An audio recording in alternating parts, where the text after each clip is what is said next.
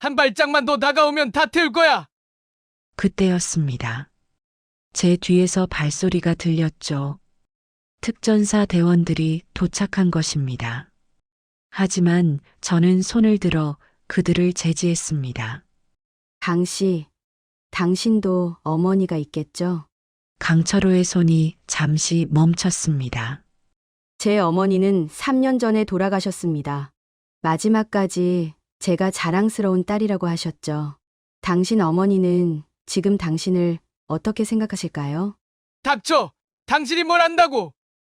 압니다. 당신도 한때는 꿈이 있는 청년이었겠죠. 하지만 잘못된 길로 들어섰고, 이제는 빠져나올 수 없다고 생각하는 겁니다. 하지만 아직 늦지 않았어요. 거짓말하지 마. 이미 다 끝났어. 먼저 구독과 좋아요를 눌러주세요. 그래야 저도 이야기할 맛이 납니다. 작년 2월 15일, 저는 어머니 기일을 맞아 3일간의 특별 휴가를 받았습니다. 경기도 이천에 있는 특전사 제3여단 사령부를 떠나 고향 진주로 향하는 KTX 안에서 저는 창밖으로 스쳐 지나가는 겨울 풍경을 바라보며 깊은 생각에 잠겼습니다. 올해로 군 생활 42년째, 21살에 육군사관학교에 입학한 이후 줄곧 군복만 입고 살아온 세월이었죠. 어머니는 제가 준장으로 진급하시는 걸 보지 못하고 3년 전 돌아가셨습니다. 폐암 말기 판정을 받고도 끝까지 저에게 알리지 않으셨죠. 마지막 순간까지도 군인 딸이 임무에 충실하길 바라셨던 어머니. 그런 어머니의 기일을 맞아 고향을 찾는 발걸음은 언제나 무거웠습니다. 진주역에 도착한 것은 오후 2시경이었습니다. 역 광장에서 불어오는 찬바람이 뺨을 스쳤지만 고향의 공기는 여전히 따뜻하게 느껴졌습니다.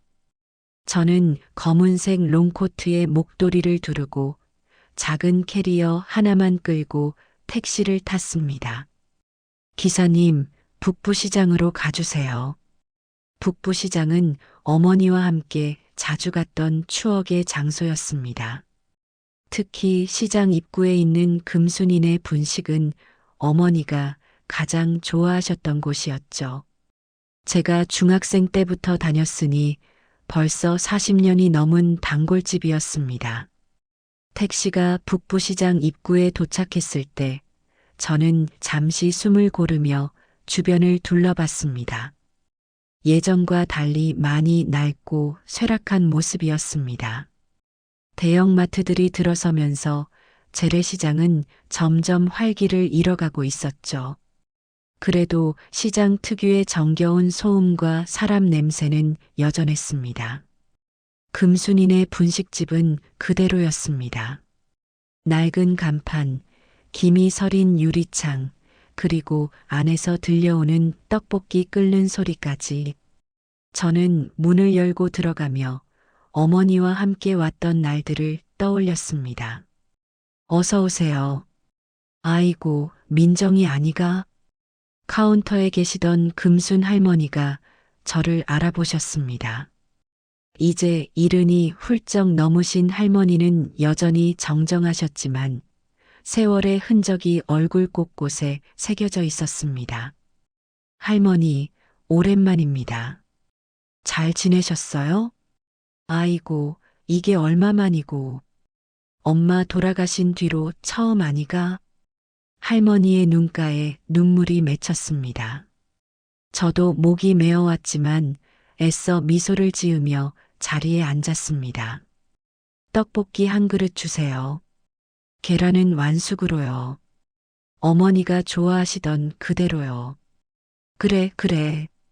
금방 해줄게.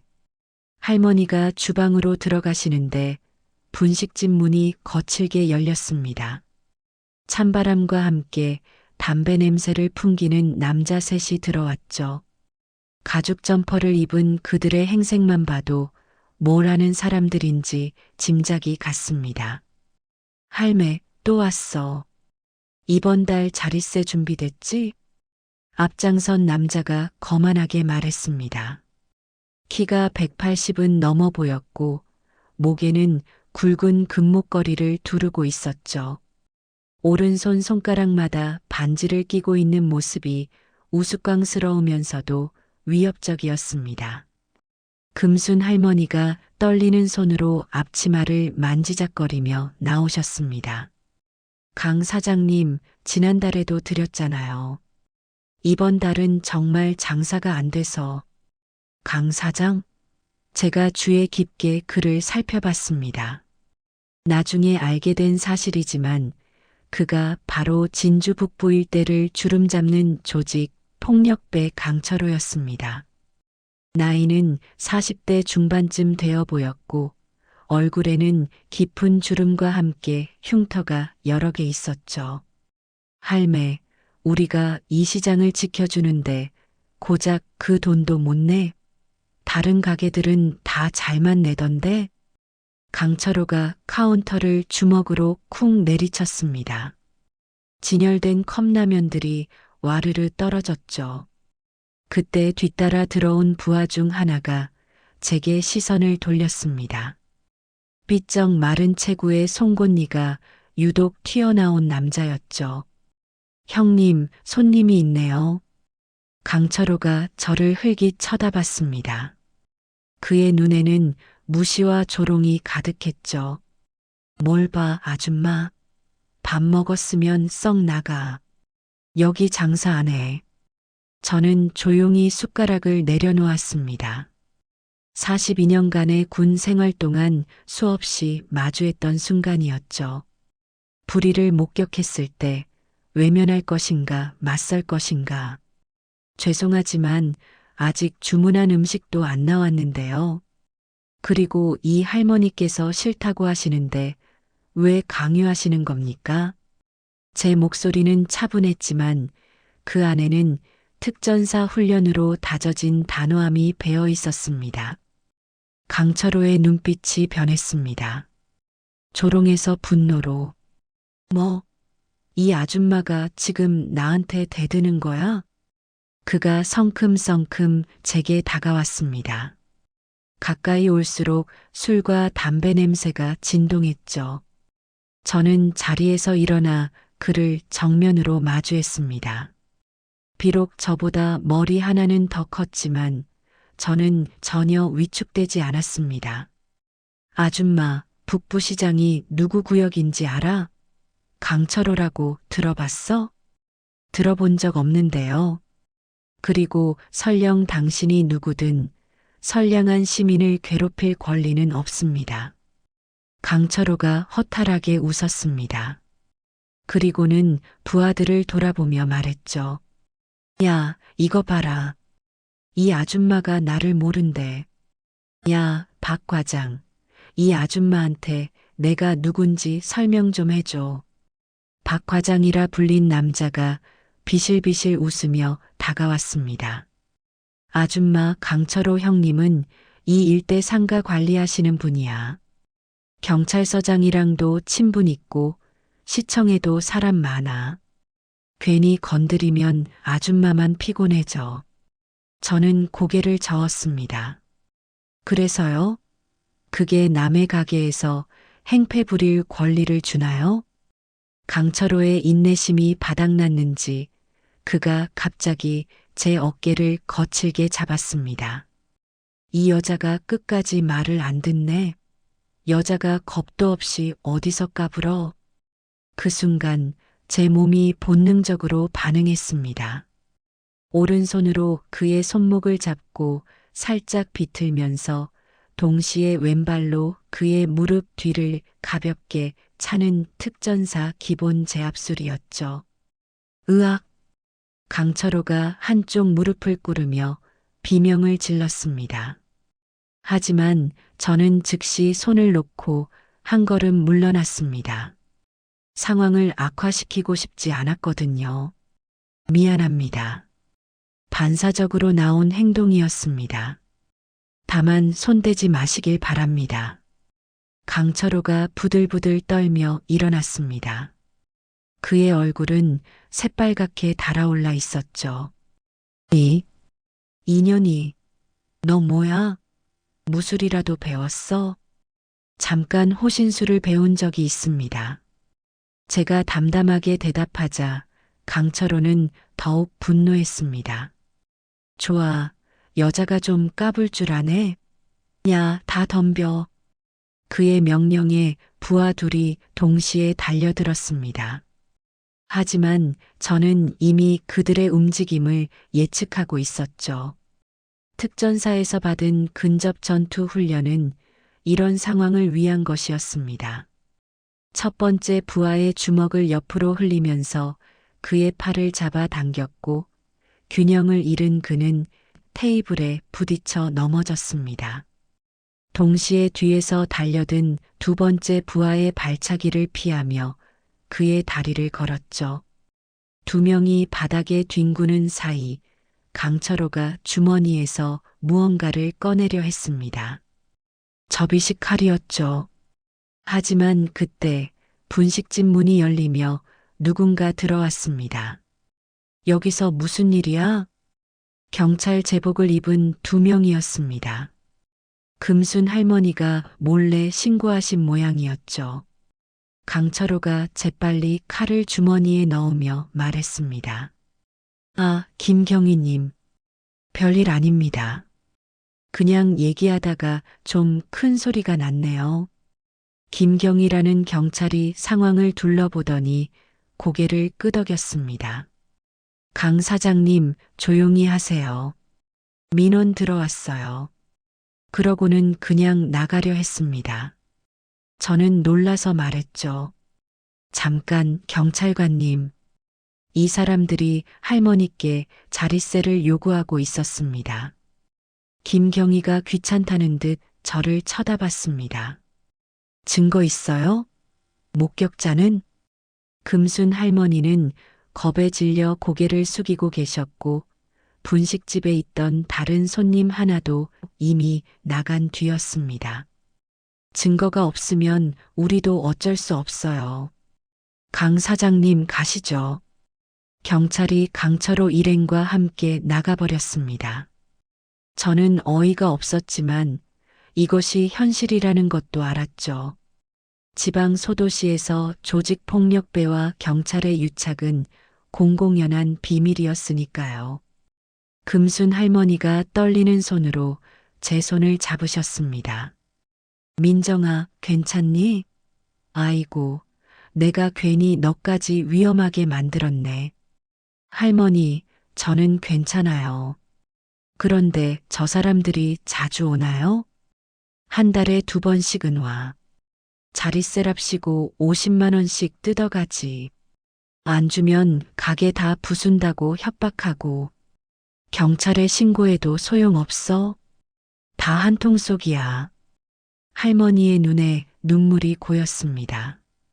저는 주먹을 꽉 쥐었죠. 이런 불의를 그냥 지나칠 수는 없었습니다. 할머니, 제가 도와드릴게요. 민정아, 안 돼. 너까지 위험해져. 저 사람들 진짜 무서운 사람들이야. 그때 제 휴대폰이 울렸습니다. 부대에서 걸려온 전화였죠. 예, 박민정 준장입니다. 여단장님, 내일 오전 회의건으로 확인차 연락드렸습니다. 알겠습니다. 예정대로 진행하세요. 전화를 끊는데 금순 할머니가 눈을 동그랗게 뜨고 저를 쳐다보셨습니다. 민정아, 지금 뭐라고 했니? 준장? 네, 할머니. 제가 군인이에요. 특전사 제3여단장입니다. 할머니는 입을 다물지 못하셨습니다. 우리 민정이가 장군이 됐다고? 잠시 후 할머니는 제 손을 꼭 잡으며 울음을 터뜨리셨습니다. 내 엄마가 살아계셨으면 얼마나 자랑스러워 하셨을까. 여자 몸으로 별까지 달고 저도 눈시울이 뜨거워졌습니다. 어머니 생각이 났거든요. 그날 저녁 저는 숙소로 돌아와 곰곰이 생각했습니다. 강철호 같은 자들이 선량한 시민들을 괴롭히는 것을 그냥 둘 수는 없었죠. 하지만 섣불리 나서는 것도 현명하지 않았습니다. 저는 부대 정보참모에게 전화를 걸었습니다. 김중령, 진주 지역 조직폭력배 강철호라는 자에 대해 조사 좀 해주게. 알겠습니다, 여단장님. 1시간 후 김중령에게서 보고가 왔습니다. 강철호, 45세, 진주 북부 일대 자릿세 갈취 및 불법 사채업 운영. 전과 오범이지만 매번 증거 불충분이나 합의로 빠져나왔습니다. 지역 경찰과도 유착 관계가 있는 것으로 보입니다. 예상대로였습니다. 하지만 저는 포기하지 않았죠. 내일 제가 다시 그 분식집에 갈 겁니다. 혹시 모르니 비상 대기조를 준비시켜 주세요. 여단장님, 위험하실 수 있습니다. 괜찮습니다. 제가 알아서 하겠습니다. 다음 날 오전 11시, 저는 다시 금순이네 분식집을 찾았습니다. 이번에는 정복이 아닌 전투복을 입고 갔죠. 계급장과 부대 마크가 선명하게 보이도록. 할머니, 저 왔어요. 금순 할머니가 놀라서 나오셨습니다. 아이고, 민정아. 정말 군인이구나. 이 옷을 입으니까 완전 다른 사람 같아. 할머니, 오늘 그 사람들 올 시간 아닌가요? 응, 보통 11시 반쯤 와. 예상대로 11시 30분경 강철호 일행이 다시 나타났습니다. 이번엔 5명이었죠. 어제 일 때문에 인원을 늘린 모양이었습니다. 문이 열리고 강철호가 들어서다가 저를 보고 멈췄습니다. 어제 그 아줌마네? 오늘은 무슨 코스프레야? 군인 놀이? 저는 천천히 일어서며 정면을 바라봤습니다. 육군 특전사 제3여 단장 준장 박민정입니다. 그리고 신분증을 꺼내 보여줬죠. 강철호의 얼굴이 굳었습니다. 뭐? 진짜 군인이야? 그의 부하 중 하나가 스마트폰으로 재빨리 검색을 했습니다. 형님, 진짜예요. 특전사 제3여 단장 박민정 준장. 사진도 있어요. 강철호의 얼굴이 창백해졌다가 다시 붉어졌습니다. 자존심이 상한 것 같았죠. 그래서 군인이면 다야? 여기는 군대가 아니라 민간이야. 당신이 나를 어쩔 수 있어? 맞습니다. 하지만 제가 목격한 갈취와 협박은 명백한 범죄 행위입니다. 그리고 어제 제게 폭력을 행사하려 한 것은 현역 군인에 대한 폭행 미수죠.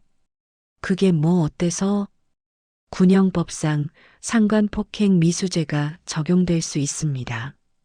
민간인이라도 현역 장성에게 폭력을 행사하면 일반 폭행보다 훨씬 무거운 처벌을 받게 되죠. 그건 군대 안에서 얘기 아니야? 아닙니다. 장소와 무관하게 적용됩니다. 그리고 제가 특전사 법무참모에게 확인한 결과 당신의 행위는 충분히 기소 가능합니다. 강철호가 주춤하는 사이 저는 휴대폰을 꺼냈습니다. 지금 군 헌병대와 민간 경찰 합동 수사팀이 대기 중입니다. 제가 신호만 보내면 5분 안에 도착할 겁니다. 거짓말이었습니다. 하지만 강철호는 그것을 알 방법이 없었죠. 그리고 한 가지 더. 제가 특전사 정보부에 확인한 결과 당신은 병역 기피자더군요. 신체 검사에서 허위 진단서를 제출해 면제받았다고. 강철호의 얼굴이 흑빛이 됐습니다. 그건도 재수사를 요청할 수 있습니다. 병역 기피는 공소시효가 없거든요. 실제로 저는 전날 밤 정보참모를 통해 강철호의 병역 기록을 확인했었습니다. 20년 전 허위 진단서로 병역을 면제받은 사실이 있었죠. 당신이 뭔데 내 과거를 캐고 다녀? 강철호가 목소리를 높였지만 이미 기세는 꺾인 상태였습니다. 공적 데이터베이스에 있는 정보를 확인한 것뿐입니다. 그런데 왜 그리 당황하시나요? 떳떳하다면 문제 없겠죠? 제 말에 강철호는 입을 다물었습니다. 그의 부하들도 불안한 표정으로 서로를 쳐다봤죠. 자, 이제 선택하세요. 지금 당장 이 할머니께 사과하고 그동안 받은 자릿세를 모두 돌려드리고 다시는 이 시장에 얼씬도 하지 않든가 아니면 제가 정식으로 고발 절차를 밟든가. 강철호가 이를 악물었습니다. 증거가 있어? 내가 돈을 받았다는 증거. 저는 미소를 지었습니다. 사실 이 순간을 기다리고 있었거든요. 주머니에서 작은 녹음기를 꺼냈습니다. 어제부터 녹음하고 있었습니다. 당신이 자릿세를 요구하는 것, 할머니를 협박하는 것, 모두 녹음되어 있죠. 사실 군용 장비는 아니었고 제가 개인적으로 준비한 것이었습니다. 하지만 효과는 확실했죠. 그리고 한 가지 더. 제가 휴대폰을 들어보였습니다. 화면에는 영상 하나가 재생되고 있었는데 어제 강철호가 칼을 꺼내려던 장면이었습니다. 어제 CCTV 영상을 확보했습니다. 흉기 소지 및 협박죄로도 충분하겠네요. 물론 CCTV는 없었습니다. 제가 어제 몰래 촬영한 것이었죠. 각도가 애매해서 칼인지 확실하지 않았지만 강철호는 그걸 모르니까요. 강철호의 얼굴이 패배를 인정한 사람처럼 축 처졌습니다. 얼마를 원해? 돈을 원하는 게 아닙니다.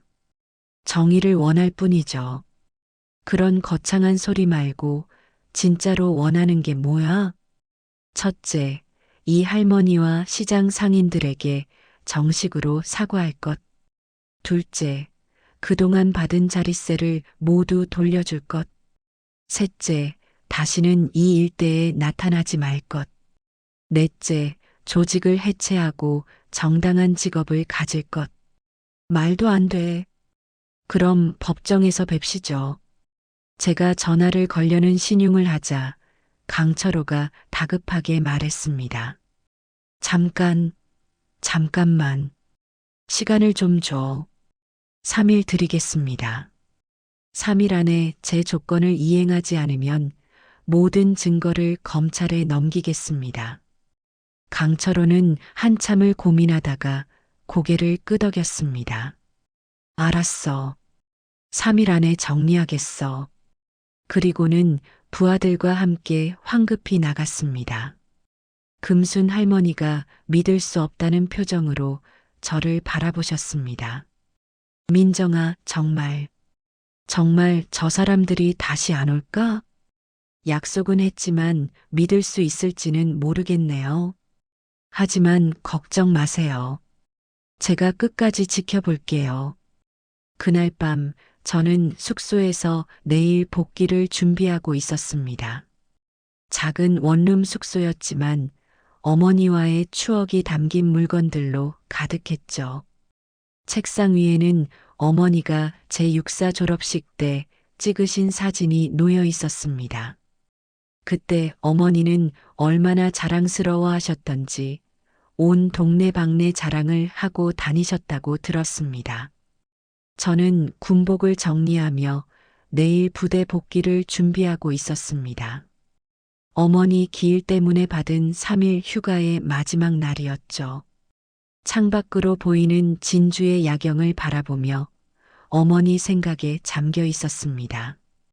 어머니는 제가 육사에 입학했을 때부터 늘 걱정하셨습니다. 여자가 군대에서 버틸 수 있겠냐고, 차별받지는 않겠냐고. 하지만 동시에 누구보다 저를 믿어주셨죠. 제가 소위 임관할 때도, 대위 진급할 때도, 그리고 영관 장교가 되었을 때도 항상 같은 말씀을 하셨습니다. 민정아, 힘들면 언제든 그만둬도 된다. 하지만 내가 선택한 길이라면 엄마는 끝까지 응원할게. 어머니, 제가 오늘 옳은 일을 한 거겠죠? 혼잣말을 하며 어머니 사진을 바라보는데 휴대폰이 울렸습니다. 모르는 번호였죠. 여보세요? 준장님이시죠? 낯선 남자 목소리였습니다. 젊은 목소리였는데 뭔가 다급한 기색이 느껴졌습니다. 누구시죠? 저는 강철호 조직에, 아니, 강철호 밑에서 일했던 사람입니다. 이름은 정우진이라고 합니다. 무슨 일이죠? 준장님께 꼭 말씀드려야 할 게 있어서요. 강철호 형님이, 아니, 강철호가 준장님께 보복할 계획을 세우고 있습니다. 저는 즉시 긴장했습니다. 구체적으로 말해주세요. 내일 준장님이 부대로 복귀하실 때를 노리고 있습니다. 진주역에서 기다렸다가 사고로 위장해서. 알겠습니다. 왜 제게 이런 정보를 주는 거죠? 정우진이라는 청년이 한숨을 쉬었습니다. 저도 원래는 평범한 청년이었습니다. 집안이 어려워서 강철호 밑으로 들어갔는데 어제 준장님이 하신 말씀을 듣고 정신이 번쩍 들었습니다. 이렇게 살면 안 되겠다고요. 그리고 제 어머니도 시장에서 장사하시거든요. 고맙습니다. 덕분에 대비할 수 있겠네요. 준장님 조심하세요. 강철호는 진짜 위험한 사람입니다. 군인이든 뭐든 가리지 않아요. 전화를 끊고 저는 곰곰이 생각했습니다. 혼자서 대응하기엔 위험할 수 있었죠. 저는 즉시 부대에 연락했습니다. 김중령, 내일 진주역으로 호송팀을 보내주게. 비공식적으로. 무슨 일이 있으신가요, 여단장님? 작은 문제가 있을 것 같네. 특전사 요원 3명이면 충분할 것 같군. 알겠습니다. 새벽에 출발하도록 하겠습니다. 다음 날 아침 8시, 저는 진주역에 도착했습니다. 평상복 차림이었지만 가방 안에는 군 신분증과 몇 가지 호신 장비를 넣어두었죠. 역으로 가는 택시 안에서 기사 아저씨가 말을 걸어왔습니다. 손님, 어디 가시는 길이에요? 서울까지 갑니다. 아이고, 먼 길 가시네. 군인이신가 봐요? 아까 가방에 군복이 보이던데. 네, 휴가 복귀 중입니다. 기사 아저씨가 백미러로 저를 흘끔 쳐다봤습니다. 요즘은 여자들도 군대 가는구먼. 우리 딸도 군대 가고 싶다는데 반대했거든. 너무 힘들 것 같아서. 저는 미소를 지었습니다. 힘든 건 맞습니다. 하지만 그만큼 보람도 있어요. 누군가를 지킨다는 건 특별한 일이니까요. 택시가 역 앞에 도착했을 때 저는 이상한 기운을 느꼈습니다. 42년간의 군 생활이 만들어낸 본능이었죠. 역 광장은 평소처럼 붐볐습니다. 출근하는 사람들, 여행객들, 그리고 택시를 기다리는 사람들로 가득했죠. 하지만 제 눈에는 수상한 움직임들이 포착됐습니다. 역 입구 오른쪽에 서 있는 검은 점퍼의 남자, 왼쪽 벤치에 앉아 신문을 보는 척하는 또 다른 남자, 그리고 주차장 쪽에 서성이는 2명. 모두 강철호의 부하들이었습니다. 그리고 역 건물 그늘 아래 강철호가 서 있었습니다. 그의 표정은 어제와 달랐죠. 더 이상 당황하거나 두려워하는 기색이 없었습니다. 차갑고 단호한 결의가 그의 눈에 가득했습니다. 저는 태연하게 역사 안으로 들어갔습니다. 그들이 따라오는 것을 느낄 수 있었죠. 대합실을 지나 플랫폼으로 향하는 통로에서 드디어 강철호가 제 앞을 가로막았습니다. 준장님, 잠깐 얘기 좀 하시죠. 무슨 일이죠, 강 씨? 어제 약속 취소하고 싶은데요. 그건 당신 마음대로 할 수 없는 일입니다. 강철호가 코트 안쪽에 손을 넣었습니다. 무기를 꺼내려는 동작이었죠. 바로 그때였습니다. 여단장님, 뒤에서 익숙한 목소리가 들렸습니다. 특전사 전투복을 입은 3명의 건장한 청년들이 빠른 걸음으로 다가왔죠. 제가 부른 호송팀이었습니다. 최 대위 정시에 왔군. 최 대위가 경례를 했습니다. 그의 눈은 이미 주변 상황을 파악하고 있었죠. 여단장님, 호송 임무 수행하러 왔습니다. 강철호의 얼굴이 굳었습니다. 그의 부하들도 당황한 기색이 역력했죠. 특전사 마크가 선명한 전투복을 입은 3명의 요원들. 그들의 존재감은 압도적이었습니다. 강 씨, 무슨 할 말이 있었나요? 강철호가 천천히 코트에서 손을 뺐습니다. 아니, 아무것도 아닙니다. 그럼 약속대로 3일 안에 처리하시기 바랍니다. 안 그러면 아시죠? 강철호는 이를 악물고 돌아섰습니다. 그의 부하들도 하나둘 흩어졌죠. 최 대위가 조용히 물었습니다. 여단장님, 저자들이 위협을 가한 겁니까? 작은 오해가 있었을 뿐이네. 가자. 플랫폼으로 향하면서 저는 뒤를 한번 돌아봤습니다. 강철호가 멀리서 저를 노려보고 있었죠. 그의 눈빛은 아직 끝나지 않았다고 말하고 있었습니다. 부대로 복귀한 지 일주일이 지났습니다. 강철호는 약속을 지키지 않았죠. 3일이 지나도 아무런 연락이 없었습니다. 사실 예상했던 일이었습니다. 그런 자들이 쉽게 물러설 리 없으니까요. 저는 부대 사무실에서 보고서를 작성하고 있었습니다. 강철호 조직의 범죄 행위를 상세히 기록한 고발장이었죠. 42년간 군에서 작성한 수많은 보고서 중에서도 이번 것은 특별했습니다. 군인으로서가 아니라 한 시민으로서 쓰는 고발장이었으니까요. 여단장님, 차 한 잔 드시죠. 부관이 따뜻한 차를 가져다 주었습니다. 젊은 소령이었는데 저를 무척 존경하는 눈빛으로 바라보곤 했죠. 고맙네. 김소령, 자네 고향이 어디였지? 전라도 광주입니다. 거기도 재래시장이 많이 있나? 네, 저희 어머니도 양동시장에서 반찬 가게를 하십니다. 그래, 힘드시겠네. 김소령이 쓴웃음을 지었습니다. 네, 요즘은 대형마트 때문에 장사가 잘 안 되신다고 하시더라고요. 게다가 가끔 이상한 사람들이 와서 자릿세를 요구한다고. 저는 고개를 끄덕였습니다. 전국 어디나 비슷한 문제가 있는 것 같았습니다. 저는 약속대로 행동하기로 했습니다. 모든 증거 자료를 정리해서 진주지검에 고발장을 제출했죠. 동시에 국방부 법무실에도 보고서를 올렸습니다. 그런데 의외의 일이 벌어졌습니다.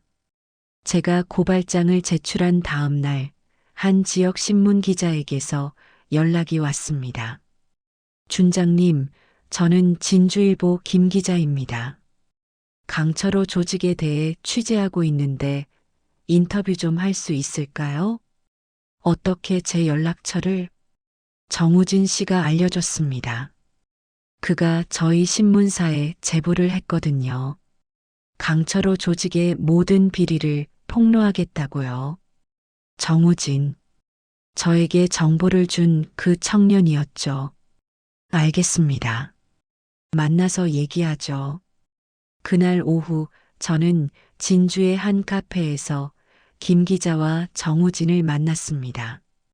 정우진은 20대 후반의 청년이었는데 눈빛이 맑고 단정했습니다. 준장님, 다시 뵙게 되어 영광입니다. 정우진 씨, 정말 모든 것을 폭로할 건가요? 위험할 수 있습니다. 정우진이 단호하게 고개를 끄덕였습니다. 이미 결심했습니다. 제가 2년 동안 강철호 밑에서 일하면서 본 것, 들은 것 모두 증언하겠습니다. 장부도 가지고 있습니다. 그가 가방에서 두꺼운 파일을 꺼냈습니다. 자릿세 장부였죠.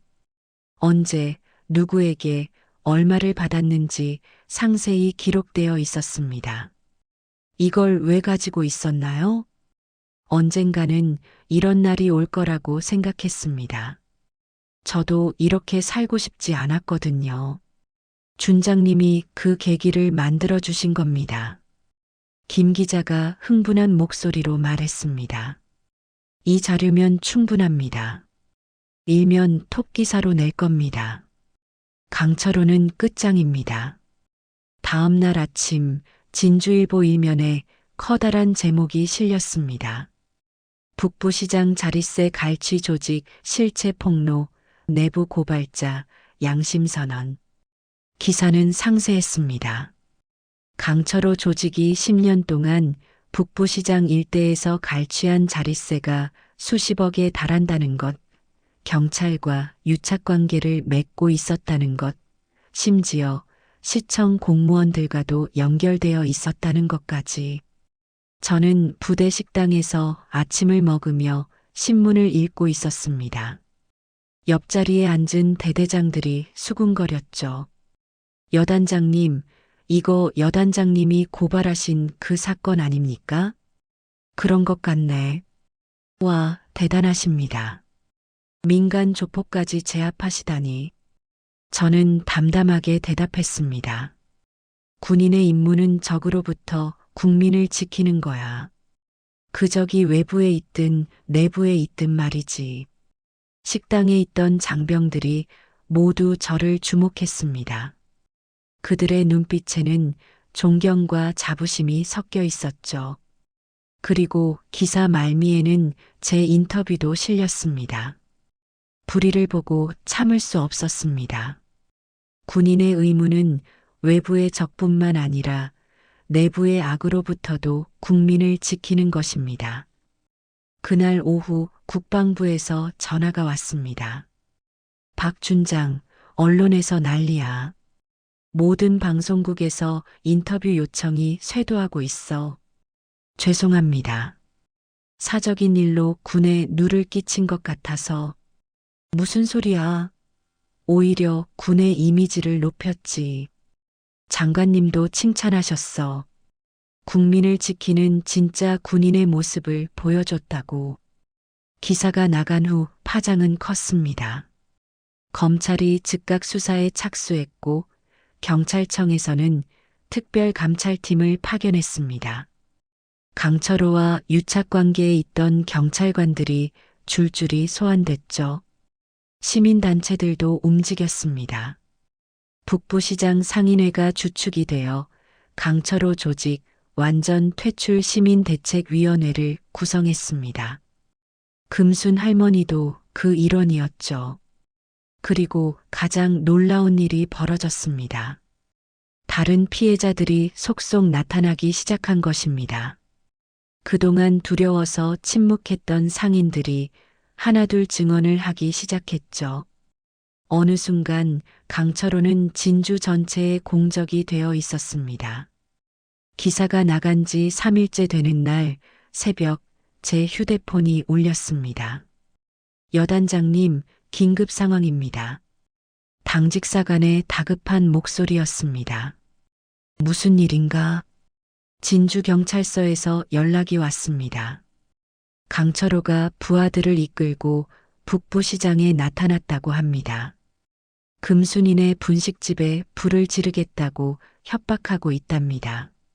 저는 즉시 뛰쳐나갔습니다. 새벽 4시 고속도로를 달려 진주로 향했죠. 동시에 최 대위에게 연락했습니다. 최 대위, 즉시 진주 북부시장으로 출동하게. 대테러 장비도 준비하고. 알겠습니다, 여단장님. 새벽 5시 30분, 제가 북부시장에 도착했을 때는 이미 경찰이 출동해 있었습니다. 하지만 그들은 멀찍이 서서 구경만 하고 있었죠. 왜 진압하지 않습니까? 경찰 지휘관이 난처한 표정으로 말했습니다. 인질이 있습니다. 금순 할머니를 붙잡고 있어요. 제 가슴이 철렁했습니다. 분식집 앞으로 다가가자 강철호가 보였습니다. 그는 금순 할머니를 의자에 묶어놓고 손에는 휘발유통을 들고 있었죠. 그의 눈은 광기로 가득했습니다. 왔구나, 준장. 강철호가 소리쳤습니다. 다 당신 때문이야. 내 인생이 이렇게 된 게 다 당신 때문이라고. 강씨, 할머니를 풀어주세요. 할머니는 아무 죄가 없습니다. 죄가 없다고? 이 할머니가 나를 신고했잖아. 당신이랑 한패가 되어서. 저는 천천히 다가갔습니다. 당신이 화낼 사람은 저입니다. 할머니를 풀어주고 저와 대화합시다. 대화? 이제 와서 무슨 대화야? 강철호가 휘발유통을 흔들었습니다. 휘발유 냄새가 진동했죠. 한 발짝만 더 다가오면 다 태워버릴 거야. 그때였습니다. 제 뒤에서 발소리가 들렸죠. 특전사 대원들이 도착한 것입니다. 하지만 저는 손을 들어 그들을 제지했습니다. 강씨, 당신도 어머니가 있겠죠? 강철호의 손이 잠시 멈췄습니다. 제 어머니는 3년 전에 돌아가셨습니다. 마지막까지 제가 자랑스러운 딸이라고 하셨죠. 당신 어머니는 지금 당신을 어떻게 생각하실까요? 닥쳐. 당신이 뭘 안다고. 압니다. 당신도 한때는 꿈이 있는 청년이었겠죠.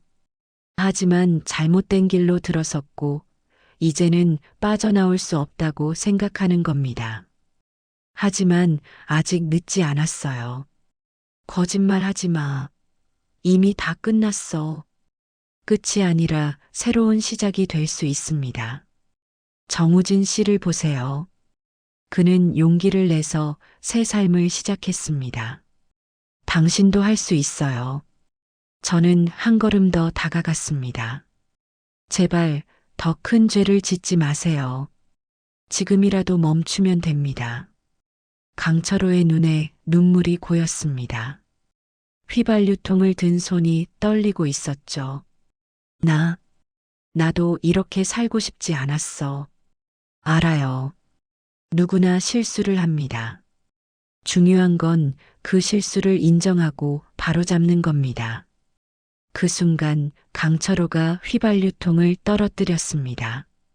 그리고 무릎을 꿇고 울음을 터뜨렸죠. 미안해요. 정말 미안해요. 특전사 대원들이 신속하게 금순 할머니를 구출했고 경찰이 강철호를 체포했습니다. 금순 할머니가 제 손을 꼭 잡으셨습니다. 민정아, 고마워. 정말 고마워. 강철호는 징역 7년을 선고받았습니다. 그의 조직은 완전히 와해됐고 유착 경찰관들도 모두 파면되거나 징계를 받았죠. 정우진은 검찰 측 증인으로 나선 공로를 인정받아 집행유예를 받았고 지금은 사회복지사 자격증을 따기 위해 공부하고 있다고 들었습니다.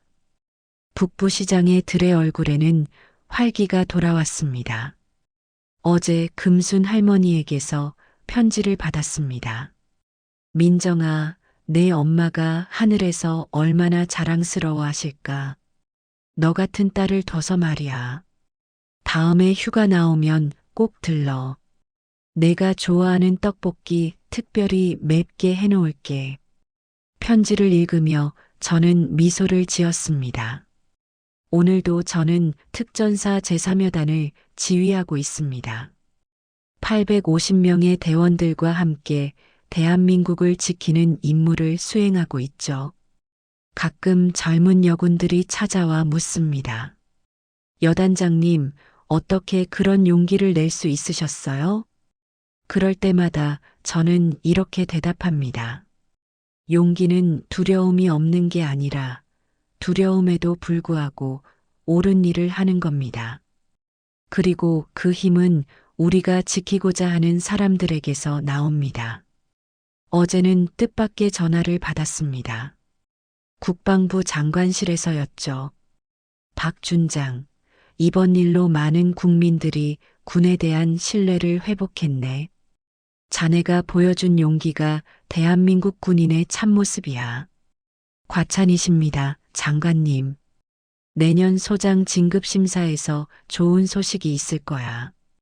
그것보다 더 중요한 소식이 제게는 있었습니다. 오늘 아침 정우진에게서 문자가 왔거든요. 준장님, 사회복지사 시험 합격했습니다. 이제 저도 어려운 사람들을 돕는 일을 할 수 있게 됐어요. 준장님이 보여주신 용기 덕분입니다. 한 사람의 인생이 바뀌었습니다. 그것만으로도 충분한 보상이었죠. 창밖을 보니 특전사 훈련장에서 대원들이 구보를 하고 있습니다. 그들의 우렁찬 구호 소리가 들려옵니다. 저들이 바로 대한민국의 방패입니다. 그리고 저는 그 방패를 이끄는 사람이죠. 진정한 힘은 약자를 억압하는 데 쓰는 것이 아니라 약자를 지키는 데 쓰는 것입니다. 그것이 군인의 명예이고 인간의 도리입니다. 별 하나의 무게가 이렇게 무거운 줄 이제야 알게 되었습니다. 하지만 그 무게가 있기에 더 많은 사람들을 지킬 수 있다는 것도 알게 되었습니다. 북부시장의 평화로운 아침, 금순 할머니의 편지, 정우진의 새 출발, 그리고 제 어깨 위에 별 하나. 이 모든 것이 연결되어 있습니다. 정의는 거창한 것이 아닙니다. 불의를 보았을 때 외면하지 않는 것, 약자의 편에 서는 것, 그리고 끝까지 포기하지 않는 것. 그것이 제가 42년간 군복을 입으며 배운 진리입니다. 오늘도 저는 이 자리에서 이 별을 달고 국민을 지키겠습니다. 이 영상이 시원하셨다면 좋아요와 구독 알림 설정 부탁드립니다. 댓글도 많이 남겨주세요. 그래야 다음 영상도 빠르게 준비가 됩니다.